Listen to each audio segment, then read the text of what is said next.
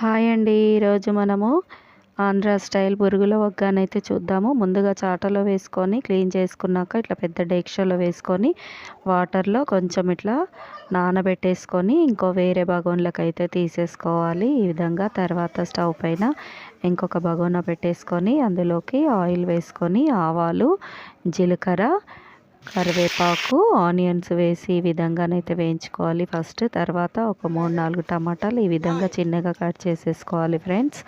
తర్వాత చూడండి అందులోకి పసుపు ఒక 2 స్పూన్స్ వరకు వేసి, కారం ఒక 3 స్పూన్స్ వరకు వేసి, తర్వాత కట్ చేసుకున్న టమాటాలు వేసి కొంచెము వేగాక బొరుగులలో కలిపేసుకుంటే ఆంధ్ర స్టైల్ బొరుగుల ఒగ్గాని అయితే రెడీ. వీడియో నచ్చినట్టయితే లైక్ చేయండి, షేర్ చేయండి, ఛానల్ సబ్స్క్రైబ్ చేసుకోండి ఫ్రెండ్స్. బాయ్. హాయ్ అండి. ఈరోజు మనము ఆంధ్ర స్టైల్ బొరుగుల ఒగ్గానైతే చూద్దాము.